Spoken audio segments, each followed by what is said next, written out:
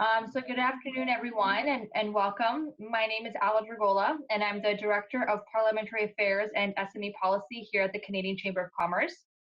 Welcome to today's webinar, A Vision for a Thriving Canada in 2030 with Deloitte. Again, I would like to thank the incredible sponsors that are highlighted on your screen who have made our Canadian Business Resiliency Network possible. And in particular, I want to highlight and thank today's webinar partner, Deloitte, for their ongoing support of the CBRN during the COVID-19 pandemic. A quick housekeeping next before we get going.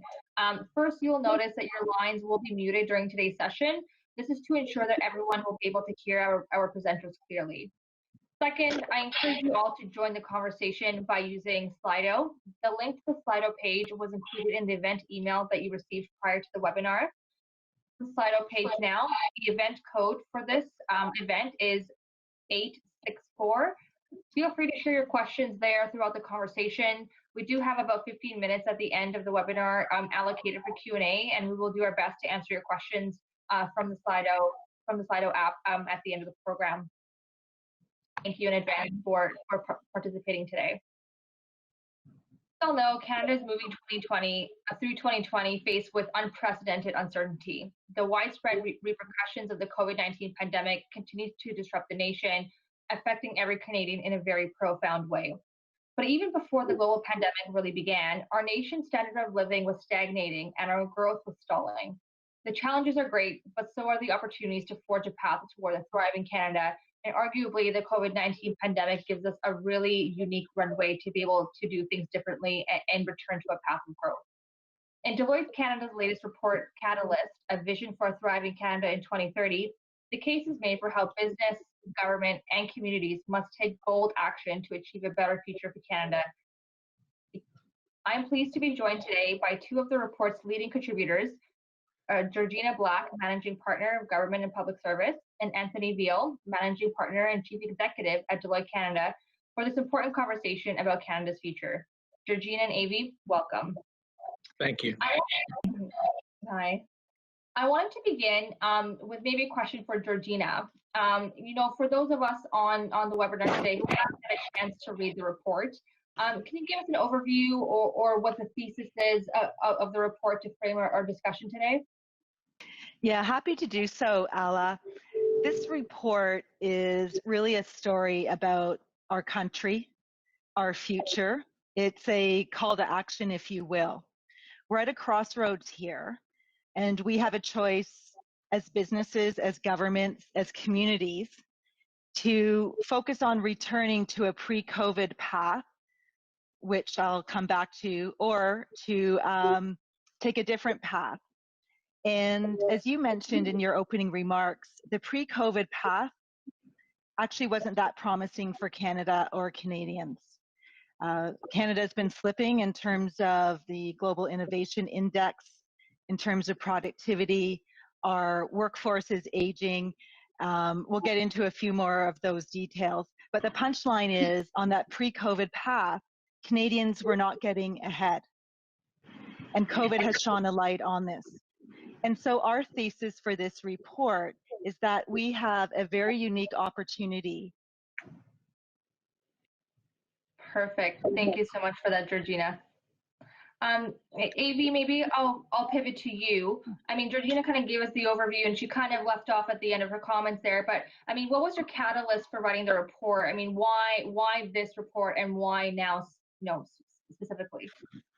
So Deloitte's in the business communities across Canada, and we feel there's a responsibility in investing in research and expanding what we say access to knowledge and opportunities, and it's a cornerstone of our business. And about a year ago, we started to work on another report.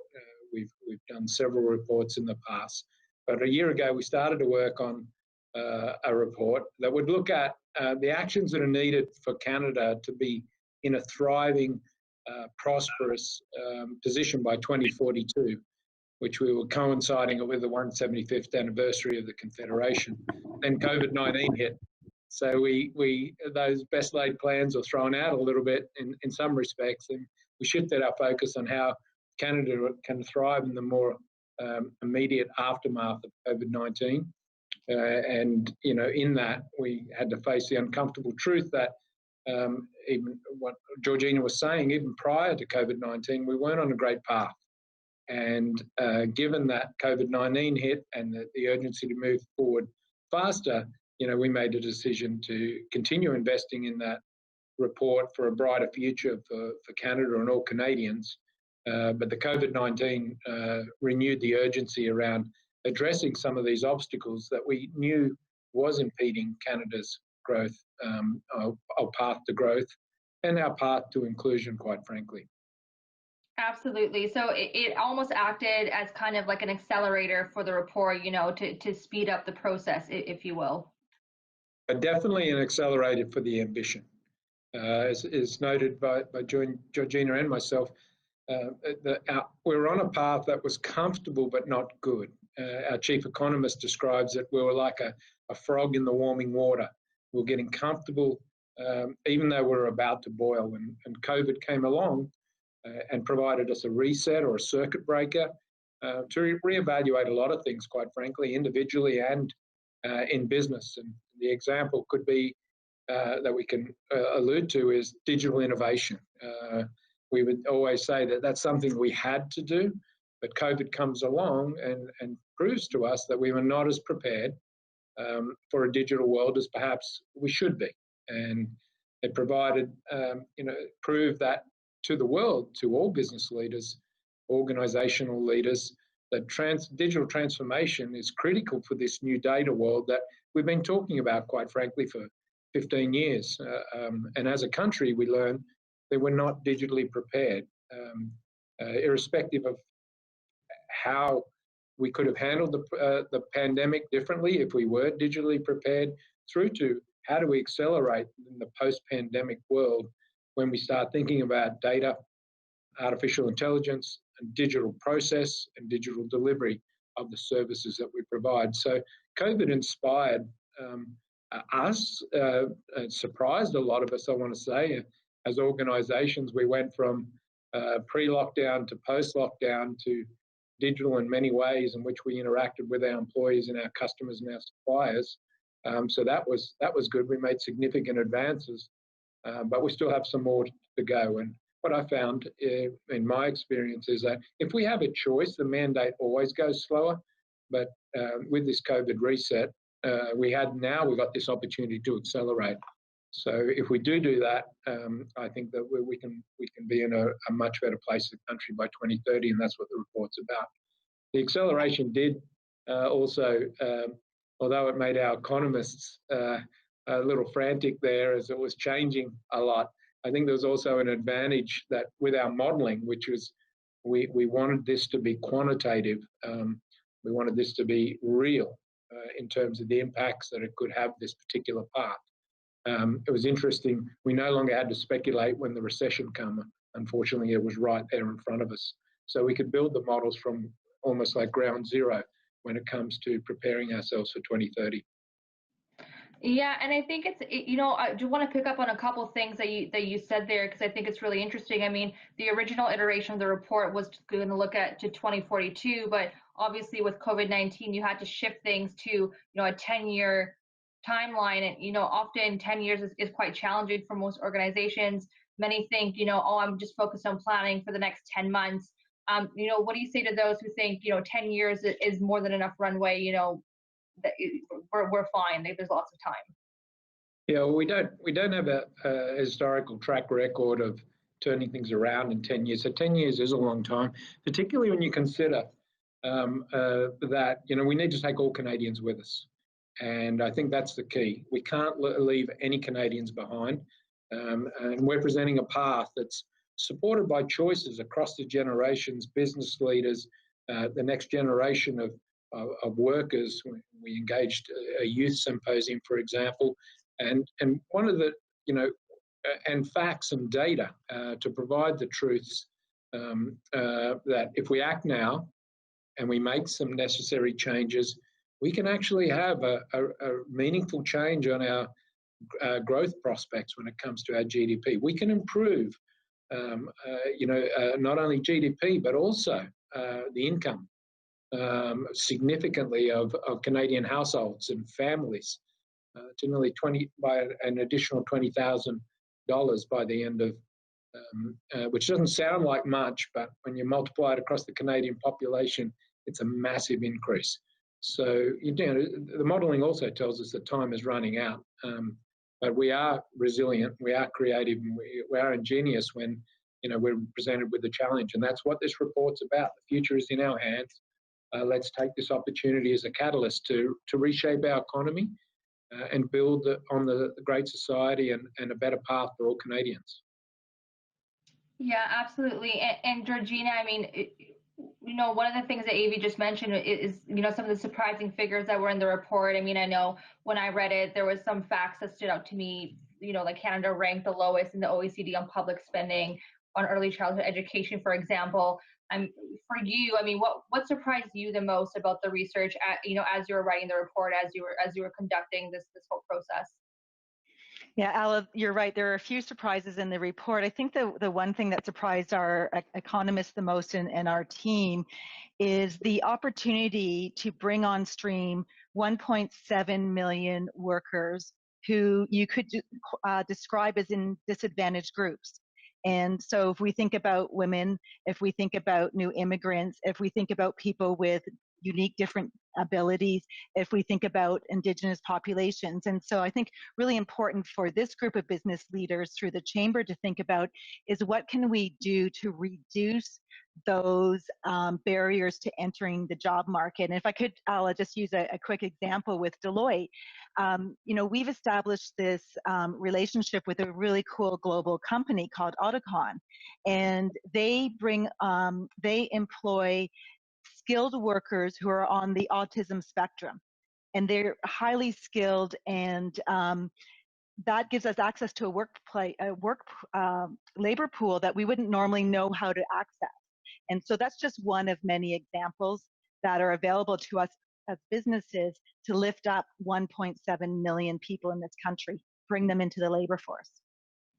Yeah, I mean, that's a really great example. It is kind of empowering for us to hear how we can bring these people in. Another one of these kind of groups that we need to focus on as well is our aging population. In the report, we talk about the share of the population over the age of 65 is expected to double by 2030, which is definitely going to be significant change. Can you tell us a little bit about what that will mean for seniors, for healthcare, for governments, etc.? Yeah, there's 2 points here I'd like to make about seniors. The first is, in light of COVID, we need to change our national narrative around seniors from being a burden on society and an incredible cost to healthcare. We need to change that and to really embrace seniors as a treasure and an important part of society. And so the first thing I would say is we have a unique opportunity to reimagine what it is like to grow old in Canada and to make this one of the best places. And Ella, that has a couple of benefits. It actually creates the opportunity for seniors to engage in the workforce longer, which has economic benefits.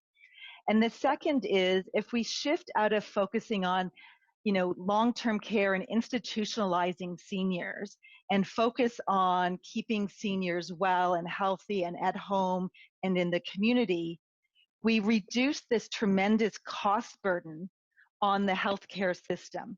And so it's really a call to action to reframe how we think about seniors. Yeah, I think that's really great.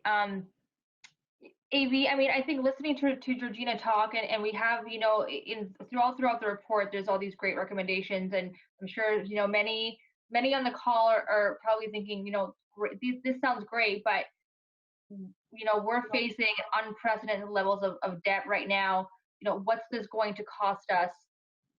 What do you have to say about we can't ignore cost, and as business owners, these things are never cheap. So I wonder if you can speak a little bit more about that. Sure. I mean, I look at costs in 2 ways. One, you got to make sure you get a return on those costs, a benefit of those costs. But the way we looked at it in this report is we posed what 2030 looks like if we continue on this path. And just to give you an example, 2030 looks like, if we stayed on the same path, looks like fewer Canadians in the workforce, huge government debt, mainly as a result of COVID in particular, which inevitably means less services for Canadians and or more taxes. Canadians feeling like they're not getting ahead, and that's not a good outcome. And Canadian way of life is less than what we're enjoying now. That's not a good outcome. Or the risk of running into what many refer to as a welfare state. Again, that's not a good outcome. We can't tax Canadians to a brighter future, which means that we have to, working with others, working with businesses and the next generation of Canadians, look for approaches that drive growth and competitiveness on the global front for a brighter future. One which is in the spirit of abundance rather than one of scarcity, and one where Canadians do better. And as I said, the benefits outweigh the costs. And if you think about a workforce that's actually bigger by 1.7 million workers, if you think of a business community that's more productive, or twice the productive rate of what we've experienced over the last 20 years, if we think of a Canada that works together across all levels of government, and seeing higher revenues through this increase in GDP, which will allow our governments to not only pay off the debt, but also to spend more to stimulate growth, to build the infrastructure that we need. And also, when you think about, we'll talk what Georgina was just talking about, how can we provide more affordable and high quality of childhood education that allow more women in particular to participate and help close, the wage gaps. And when we think about a future that can afford a carbon pricing strategy, and advance Canada towards, our agreements to the globe, as per the Paris Agreement, that's a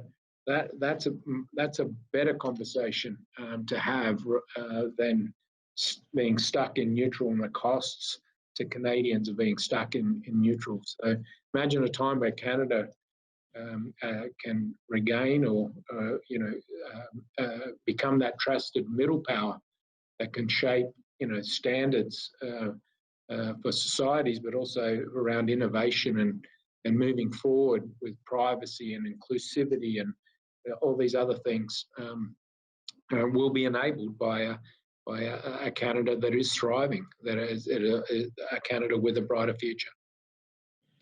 Yeah, absolutely. And I think, to your point where we're kind of, the report calls it stuck in neutral. And you look at the countries whose, productivity growth, for example, are higher than Canada's. And these are countries like New Zealand, Switzerland, the UK, Denmark, Germany. These are all, developed or post-developed countries that are, in the same place that we are, but, we're not quite there when it comes to growth. But, also building off of what you said, it's not all bleak. There is opportunity can you give us any examples of what you're seeing today, maybe that is making you optimistic that we can get there, then that we are, on the right path, or we can be kind of, steered towards it? Yeah, I'm very optimistic, certainly optimistic. As I said, I think in many respects we don't have a choice, which means that typically when, what I know of Canadians is when the challenge is in front of us, we grab it with both hands and accelerate, if you will. And we can see Canadian companies, leading Canadian companies, moving along the lines of the path that we've put forward in their own right. And, we think about, food manufacturing organizations, making commitments to being carbon neutral when it comes to producing food, and making commitments with science-based greenhouse gas emissions and targets. And when we look at oil and gas companies making commitments to the energy transition that has to happen if we want to move towards a world that's in line with the agreements that we've made in the Paris agreements and the like. So we've got Canadian iconic organisations that are leading the way, and it's just a matter of getting to that tipping point where we all come along and all do our piece collectively to move forward in a material way.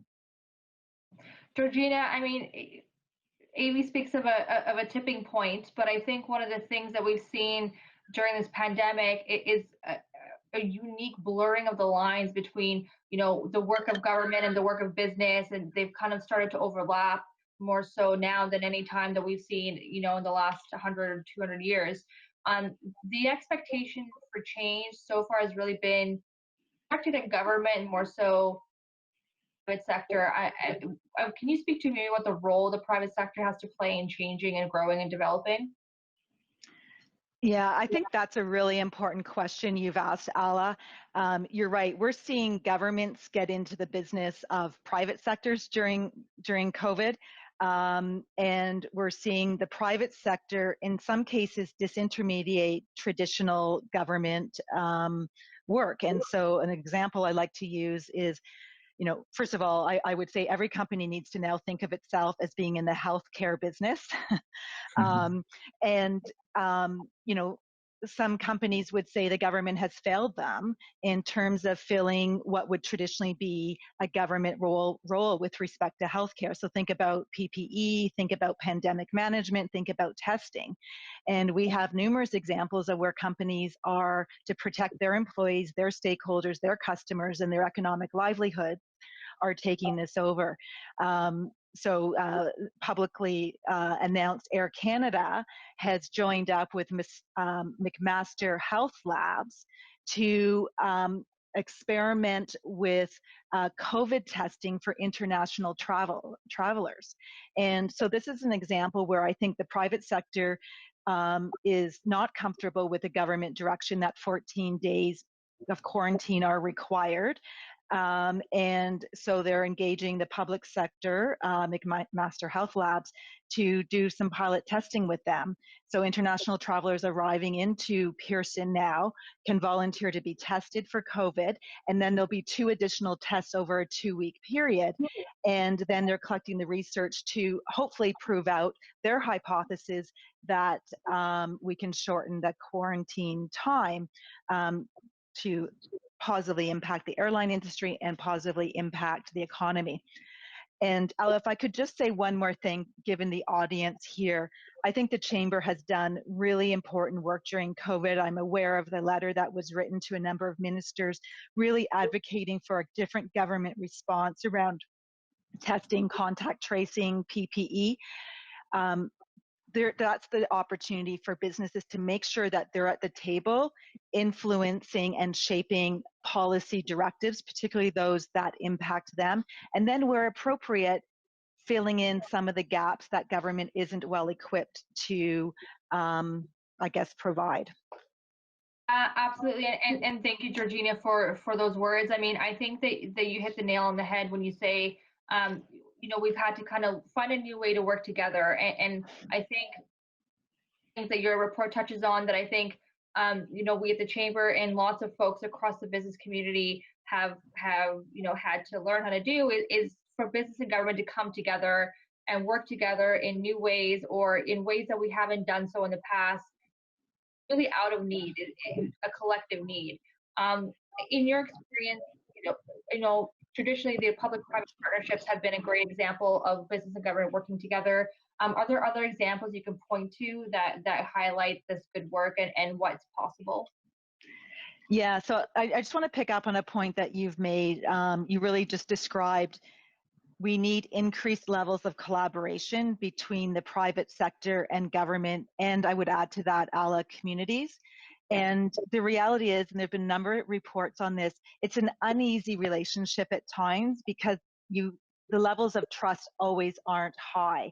And, you know, governments are often skeptical of the private sector motives, and private sector is often impatient with the pace at which government moves. And of course, there's a highly regulated, you know, Canada's a very highly regulated country in almost every industry.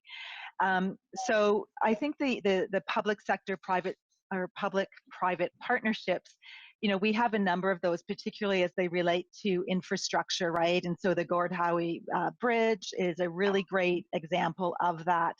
I think what we're seeing now are really cool public-private partnerships in the health and COVID response space. So I talked about McMaster Health Labs in Air Canada. We're seeing Maple, a really cool virtual healthcare startup that's joined up with Shoppers Drug Mart to provide primary care and support COVID testing. And they're now getting contracts with government. And so again, those lines are blurring to solve a pretty, we're dealing with some pretty serious issues right now related to COVID. So I'm encouraged by those. I know from experience they take a lot of work, but we need businesses like through the chamber to really help us move forward with this, because government can't solve these problems by themselves, and neither can business. Absolutely. And I think this conversation kind of brings me back to AB, what we talked about earlier in terms of that 10-year outlook. But at the same time, what we're speaking with Georgina here is, the COVID crisis has really forced us to shift how we do things. This short-term sense of urgency has been really profound. I mean, we've had, week to week things change, especially in the beginning. In this report, you're asking businesses and leaders to look it out. But right now, I mean, how can businesses keep that long-term thinking mindset in the midst of this crisis where we're pivoting from month to month or week to week? I mean, can you talk about maybe how Deloitte is planning for the future? Any advice you have for folks on the line? Yeah, for sure. I mean, the first thing I acknowledge it's very difficult, and it's very difficult when it's very, very uncertain. And at the start of the pandemic, we turned to, what are our core values and what is our purpose? Why do we exist? And to find, strength in that, knowing that, this will pass, and there'll be some structural shifts. So, we need to keep an eye on, because we got to get through this initial phase, and such that we're in shape enough to take advantage of what the change situation is. And for us, I mentioned it, so I'll talk about it. Our purpose here at Deloitte is we feel that we exist to help others, help and inspire others, and this is what this report's about. Inspire others being, the people that work and interact with us, organisations that we work with, and the communities in which we live, and the country in which we live, to thrive. Ultimately, is what we're trying to do, and what we're trying to do is accelerate and expand access to knowledge and opportunities for all Canadians, which I mentioned earlier in the report. And one of the things that we tried to do way up front was to be very honest and open with our people, to say, this is tough, this is uncertain. It's uncertain personally, it's uncertain professionally, and we came out with what we called a voluntary flexibility program, which allowed our people to take time for themselves and their families in coping with the uncertainties of the pandemic, and that's very individual, as you'd appreciate, but also to help our firm, be resilient through these uncertain times, such that we could, continue to keep everybody together and continue to have a base or a foundation on which we could accelerate as and when the pandemic passes. So we did that way up front. It gave an opportunity for the broader Deloitte community to participate, and we did. Surprised us all, and it was clear to me that when we come together, we can solve anything. And that's a call to action in this report: is coming together, put ourselves in the on the path to a brighter future.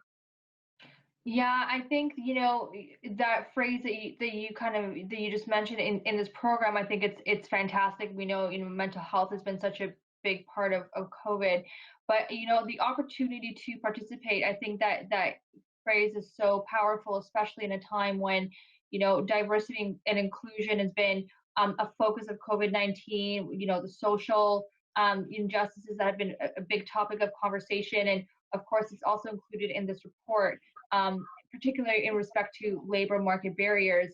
The Bank of Canada and the Government of Canada and the Chamber have recognized that there's groups that have been disproportionately impacted by COVID. You know, Georgina mentioned how Deloitte's working, you know, your partnership with Autocon, and you know, there's so many opportunities here. I wonder if you could speak to maybe some other areas in this sector where you're making changes. For sure. I've had the privilege, just to give context to the audience, I had the privilege of leading Deloitte for the last 16 months. And you know, one of my commitments early on was to make sure that we continue to play our role. Because diversity, you know, particularly when we talk about diversity and inclusion, it's again, this is a collective challenge that we all must take on. And my commitment on behalf of Deloitte, our people and our partners, was to, you know, play a role in advancing, you know, diversity and inclusion. It's our focus, and you know, we clearly acknowledge that without inclusion, you know, that's you know, we're not gonna achieve what we need to achieve. So we right from the start made a commitment to our people and our partners that the leadership of Deloitte, senior leaders in our organisation, will mirror the diversity of contemporary Canada by 2023. That, for example, that means that our leadership, 50% of our leadership will be women, and you know, that's the commitment that was put on the table. And when you think about how COVID has shined a spotlight on, you know, underrepresented, and societal breakdowns when it comes to inclusion, and of our wonderfully diverse country, you know, that's a commitment, and I hope that serves as inspiration for others to do the same. We've gone further than just gender, though, as well. We've also launched, not by plan, by the way, during the pandemic, our commitment to reconciliation. We've got a reconciliation action plan, which embodies our commitments to Indigenous communities, and you know, we publish that again, hopefully as an inspiration to others, but also as our commitment to follow a path to reconciliations by building, you know, meaningful and lasting relationships with Indigenous peoples, our clients and communities. And we're incredibly proud to put that out there, but it speaks to our commitment across 4 pillars of inclusion, education, employment, which we've spoken a little bit about, the 1.7 million workers. That includes, you know, a significant increase in Indigenous employment, but also economic empowerment for Indigenous organisations as well. And you know, further to, you know, where we started this, alliances and cooperation is the key to these sort of things. And one of the things one of the alliances we have is with an organisation called Plato, and that's an organisation that develops software testers. Again, wonderful for the new economy that we're thinking about, the data economy that I spoke about earlier, but how we can work with Plato and our clients to ensure that you know, we take more folk into more Indigenous folk into the workforce, providing opportunities through the collaborations. That's not a Deloitte direct thing necessarily. It's helping another organisation build and deliver on our commitments in that regard. So we're incredibly proud of being able to do that, but doing that collectively with our communities and with our clients. Yeah, absolutely. And I think that those kinds of initiatives are just so fantastic to hear about.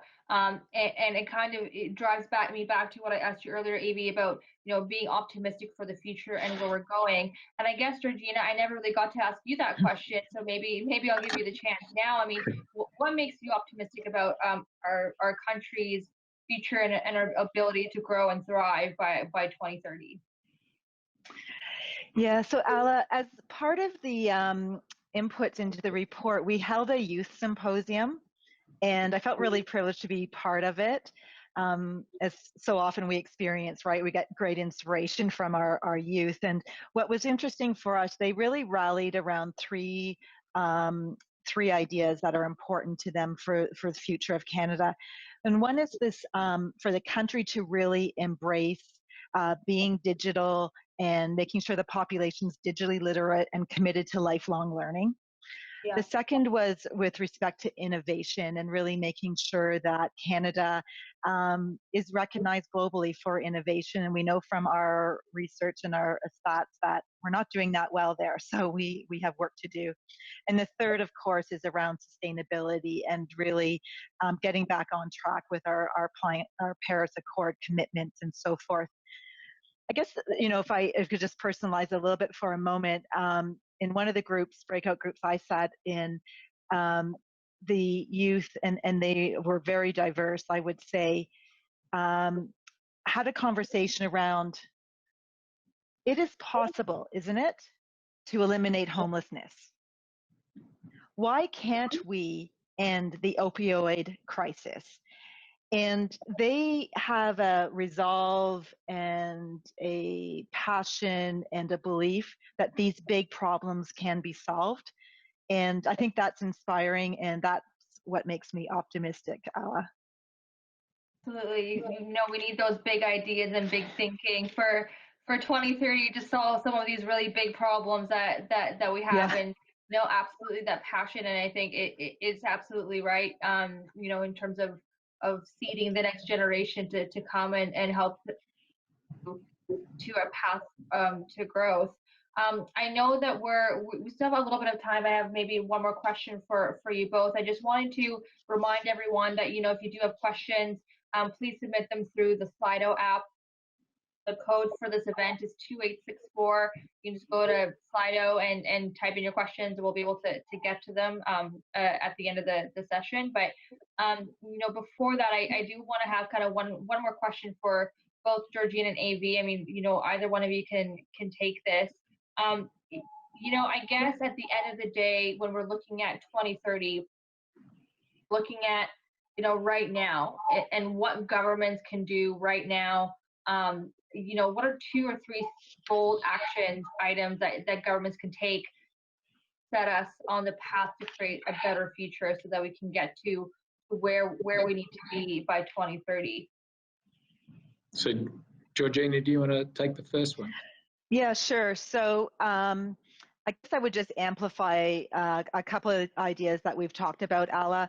So very clearly getting that 1.7 million people into the workforce and employed and contributing to the economy and participating in society is a really important step to not only support growth, but as AV said, to make sure we bring all Canadians along with us.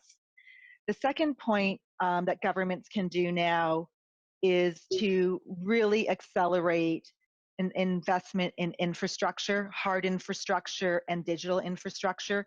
And we need to shift the mindset from thinking about these as a cost to actually an investment that extends beyond election cycles and will help get Canada back on the map in terms of global competitiveness, because our state of infrastructure is actually a barrier to productivity and growth. So those are the 2 that I would highlight. I might just add on to that. I think we've got a wonderful opportunity. We've mentioned it, and you've heard it before. Canada can lead in this digital world, in this data world. We've got an open country. We bring best talent into our country. We've got an education systems that have served us well up until this point. I would say that some of the pivots to the future, and this is where private enterprise can play a role, is making sure that our education system continues to evolve and continue to develop a workforce that is agile as we'll need to be going forward. We talk a lot about in Deloitte about the next generation of workers is going to have multiple jobs as they evolve and move with the innovation and the evolution that inevitably comes with a digital, data-driven economy. So that'll be the first part. Let's collaborate to make sure that we're producing and maintaining the workforce that's ready for us to make our enterprises more successful, our organisations more successful, so that we can thrive and have a brighter future.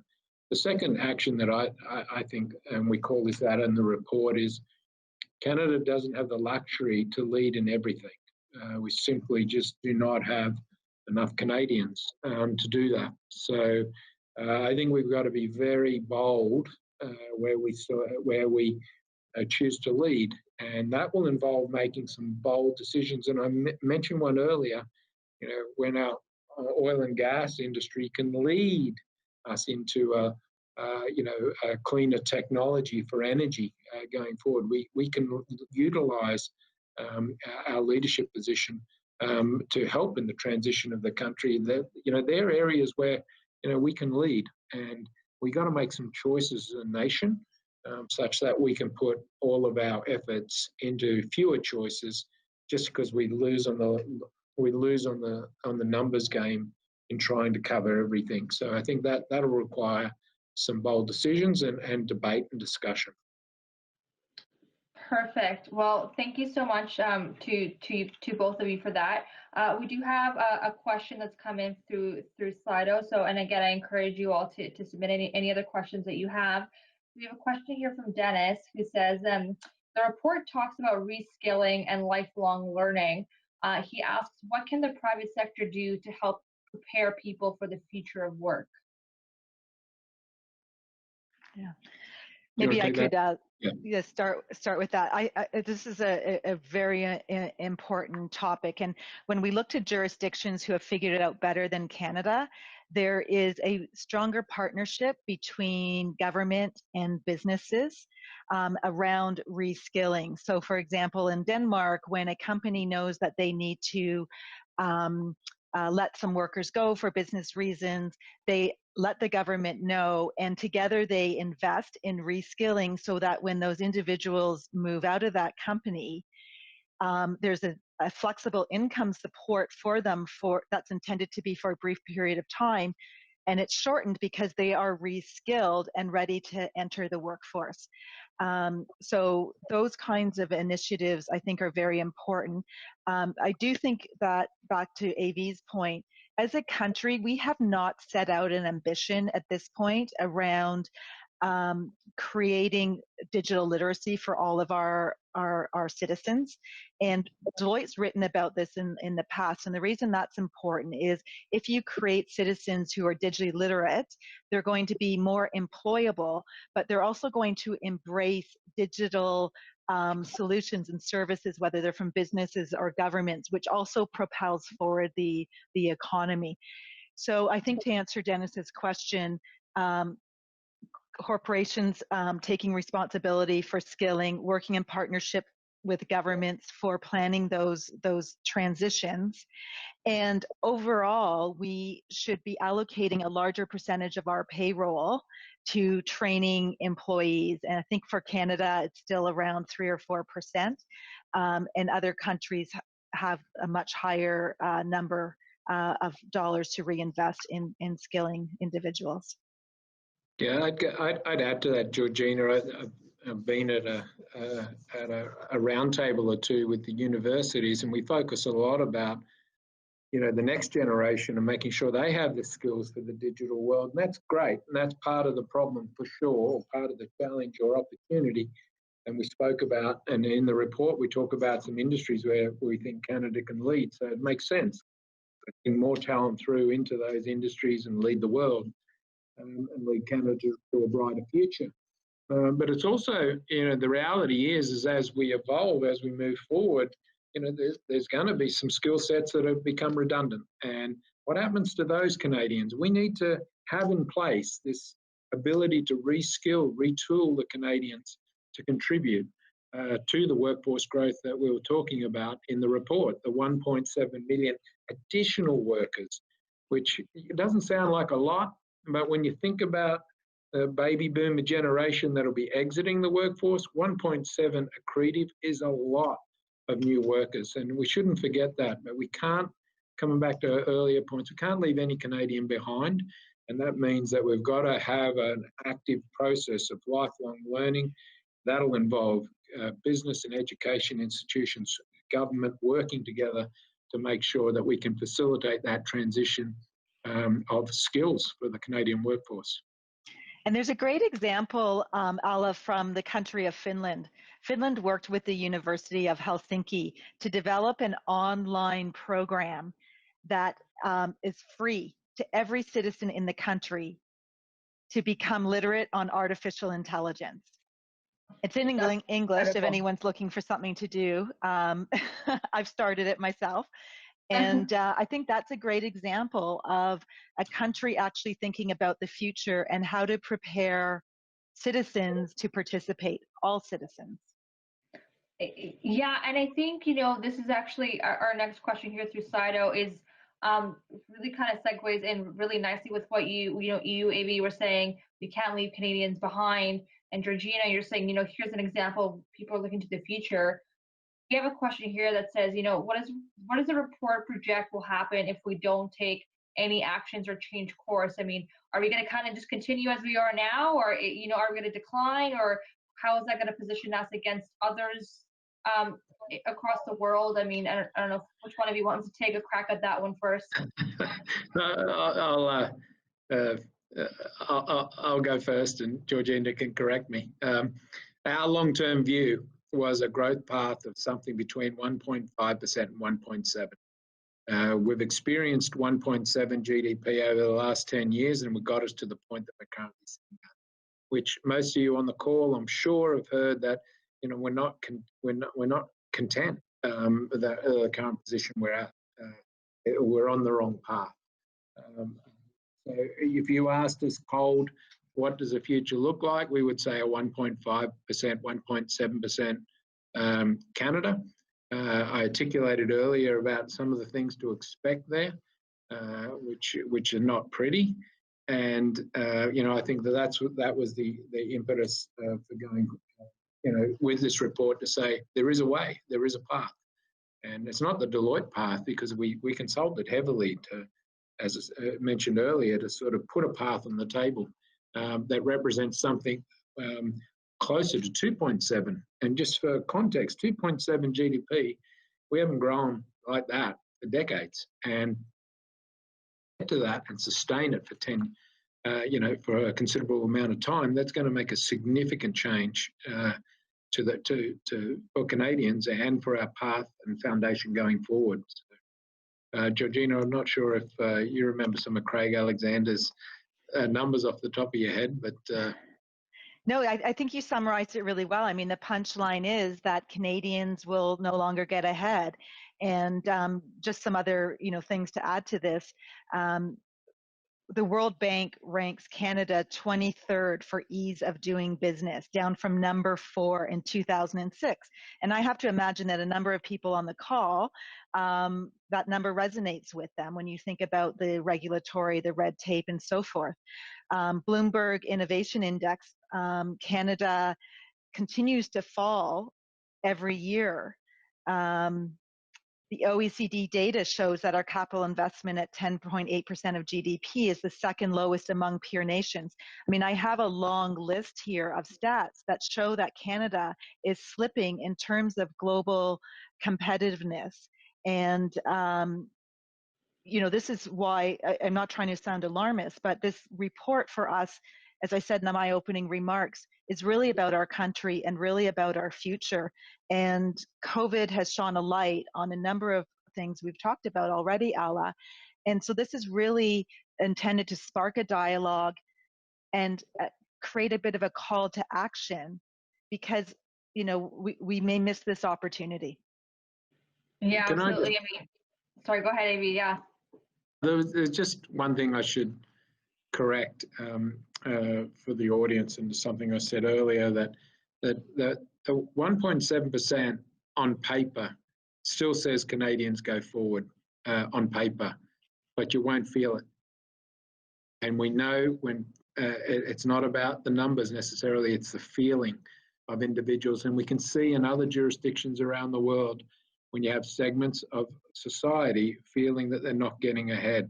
And I think that is what we must avoid at all costs. The numbers, technically, it's what individuals are feeling, and 1.7, I think, accelerates us to a point where it gets uncomfortable.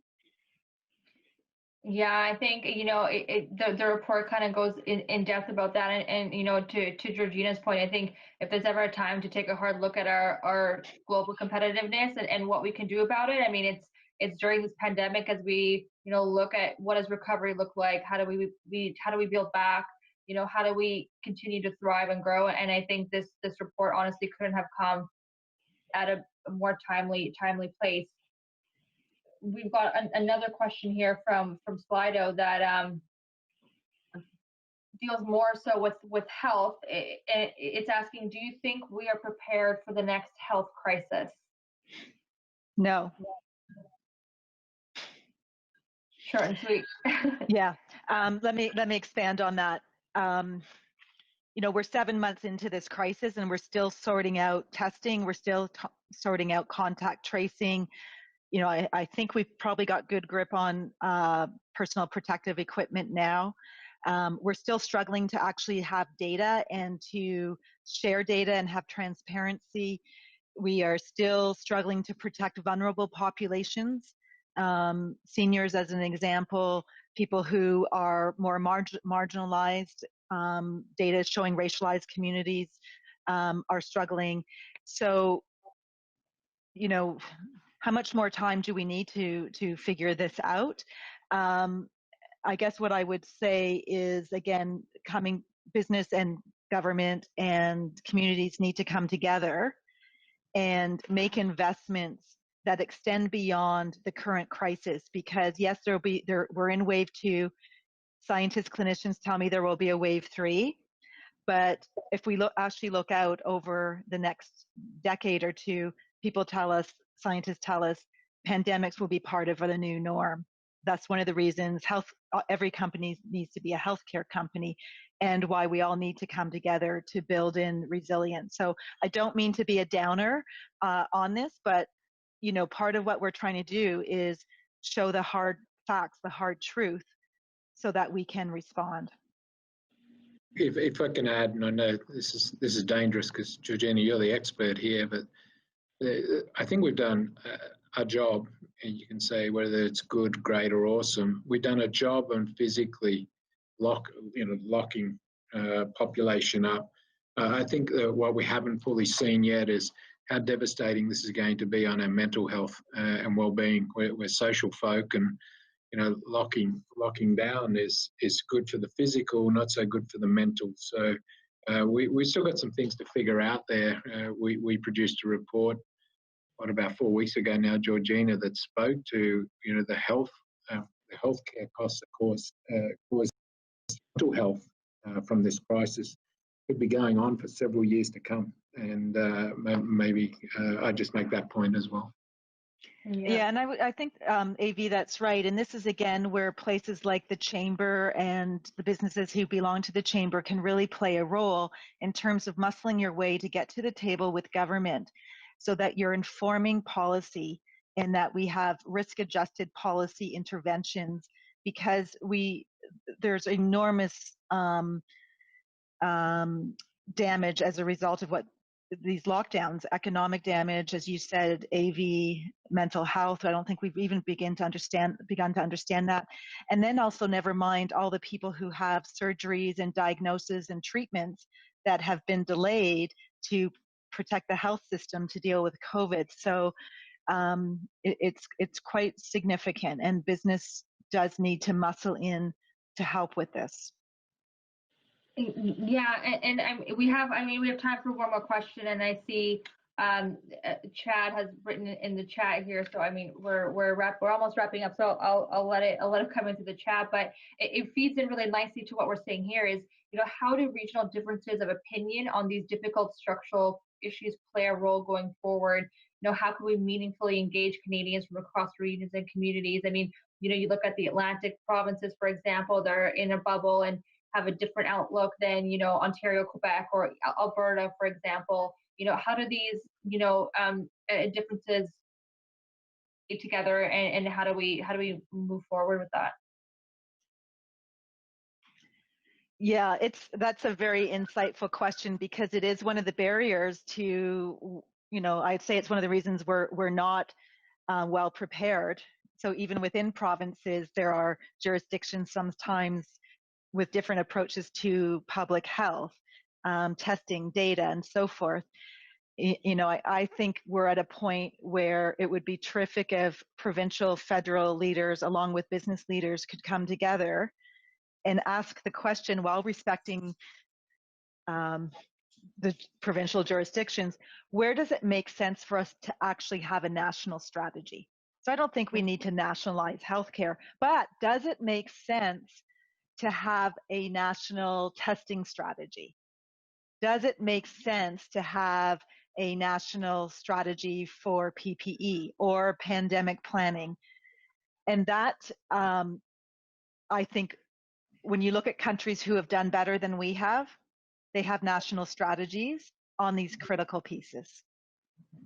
I would add, Alla, that you know, if we're talking about 2021 and 2022, I suggest that our differences would be greater, and the challenge of collaborating and working together would be greater. I think that if we suspend, you know, short-term self-interest and think and act as a country, coming back to the point I made earlier, that we're not a big population. We can't be everything to all folk. And if we think individually as provinces, we won't get forward as a country. The path we put forward in the report is to say it's a full 1% of GDP for the next decade if we get it right. And that's the big picture. All Canadians with a brighter future, to the tune of a 1% additional GDP, global competitiveness, inclusive. That's a positive part. So I think it's a combination of suspending the short term, suspending self-interest, collaboratively acting and thinking and making choices with a 10-year horizon in mind, which looks beyond, and Georgina mentioned this earlier, the next election cycle. And I think that we all need to be bigger to look out to that future. 2030 is what we propose as a good timeline, a decade. Well, I think that leaves us at a really good place to end things for today. I just want to say thank you so much to both you, Avi and Georgina, for your time, and of course to Deloitte for your ongoing support of the Canadian Business Resilience Network. On behalf of the Canadian Chamber of Commerce, I want to thank everyone for joining us here today. If you want to read a copy of the Catalyst, please visit deloitte.ca/Canada2030, and you can learn more about the Canadian Chamber's efforts and access more resources at chamber.ca. Thank you so much, everyone, for joining us here today, and have a great rest of your day.